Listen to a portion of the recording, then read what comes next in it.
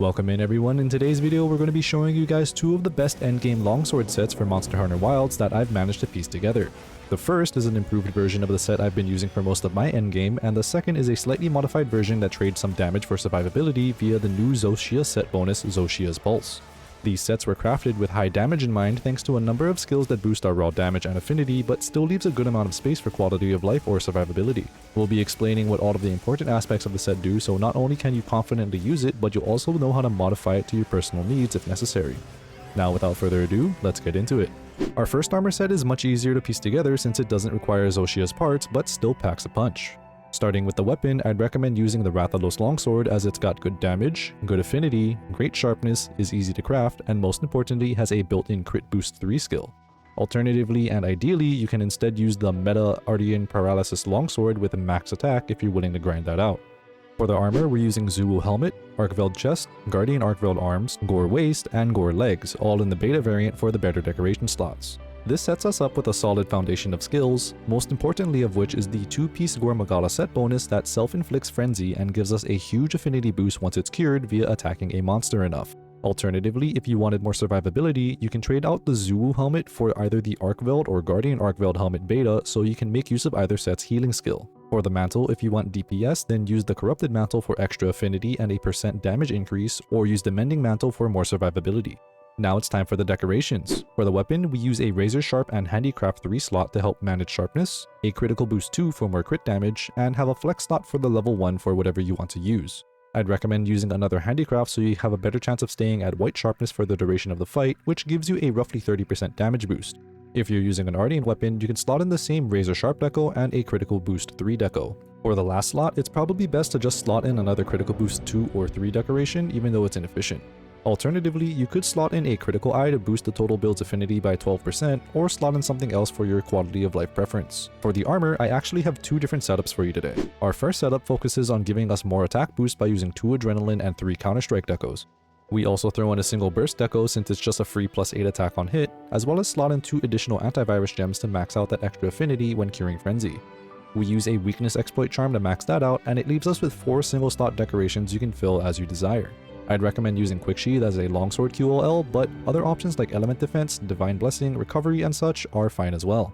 Without getting into the nitty-gritty math, once fully pieced together, the set gives us 258 base raw damage with all buffs applied, and a solid 65% affinity with 85% on wounds. Add in the fact that our crits do 40% extra damage instead of just 25%, and we end up with one heck of a build. If you guys wanted more affinity though, you'll probably prefer this second decoration setup instead.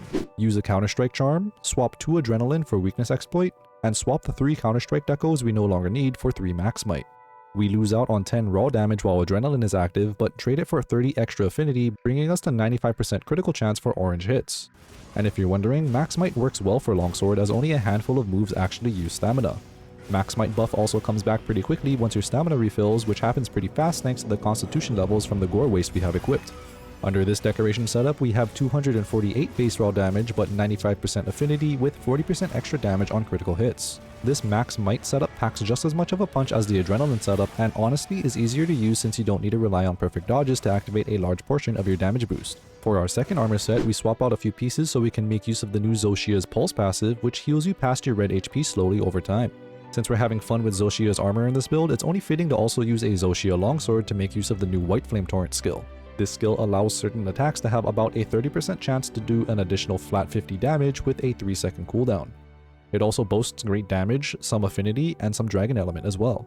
For the armor, we're using Zoh Shia Helmet, Zoh Shia Chest, Guardian Arcveld Arms, Gore Waist, and Gore Legs, once again all beta version. This gives us the Gore Magala set bonus for a huge affinity buff, the new Zoh Shia Healing Pulse passive, some weakness exploit, some counter-strike, and 3 levels in Agitator. Once again, for the mantle, Corrupted for DPS boost or Mending for survivability. For decorations, starting off with the weapon, we have the same setup as the last build with Razor Sharp and Master Touch 3, Critical Boost 2, but now we slot in a Critical Boost 1 since we're no longer maxing that out with just one decoration. I don't recommend being greedy and using Crit Boost 3 and Crit Boost 2 since you'd run into sharpness issues mid-fight, which does cut your damage by a decent amount compared to always being at white sharpness with less critical boost.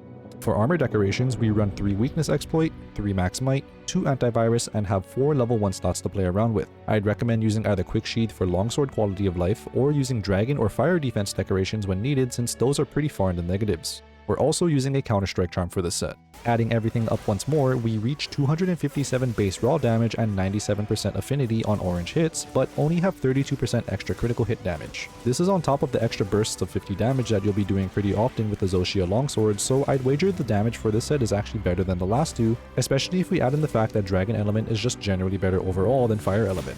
And the cherry on top is that thanks to Zoh Shia's pulse, you're constantly healing. And with that, we have two extremely solid endgame longsword builds. If you guys found the video helpful, remember to leave a like and subscribe. Let me know how you guys like the builds, or if you managed to make any interesting changes to these ones to share with other hunters. Good luck and happy hunting.